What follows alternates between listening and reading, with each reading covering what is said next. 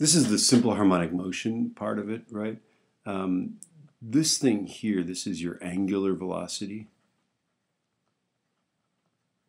And what that means is it's like a frequency, right? If it's, for example, if your angular velocity was 2 pi radians per second, that means that your simple harmonic oscillator, right, might be, maybe you've got this thing on a spring, right? And the idea is that for these things, right, that this simple harmonic oscillator is oscillating back and forth, right? And if its angular velocity is 2 pi radians per second, that means it's going back and forth once a second, right?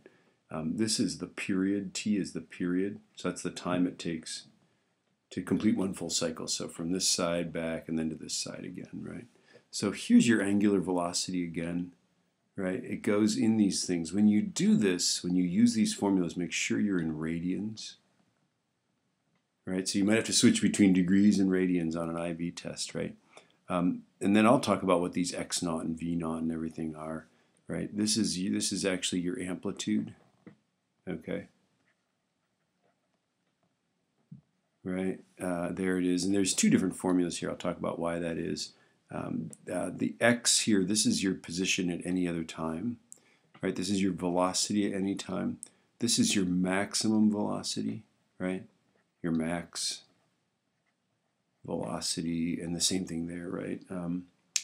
This is mass, this is kinetic energy. This is the mass. So this is the kinetic energy at some instant, right? So if your mass was like, let's say we were here, right? You know, okay, at some distance x, right? This would be your kinetic energy at some distance x. So your current position, your maximum position, your mass, right? Notice that these two formulas are exactly the same formula, which is sort of funny, and that's of course because when the kinetic energy is a maximum, the total energy is kinetic energy, right? There isn't any potential.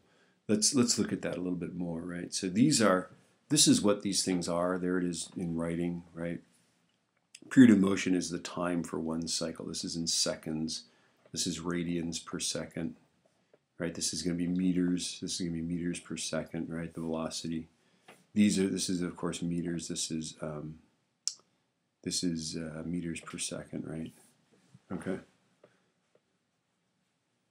And then I'm going to go to the next slide here. And then these things here, this is just for finding the position. If you choose this one here, right, then that means your position, right, is going to be, like a sine wave, right, like that, right? You start in the middle going up, right? Your velocity is given by this formula, right? All this thing here is for there's the possibility that maybe you start at the top going down, right? So it's like this, right? This would be a cosine, right? Okay, so this just gives you these two possibilities. Obviously, there's an infinite number of possibilities. We start halfway up going up, or halfway up going down, or something like that, right? Okay, I'm going to go to the next. Oh, and then this formula here is for finding your velocity at any given position, but not really your velocity, really just your speed, because this is like a plus or minus thing here, right? Okay, so it's either plus or minus, so we really don't know which direction it's going. If you want to know the direction, you've got to use these guys, okay? And then here's just a little thing showing you your position, right? So if this thing oscillates back and forth from a maximum position of this, right, to a maximum of that, right? Okay, then 0 is equilibrium. That's where the spring that's making you do this, right?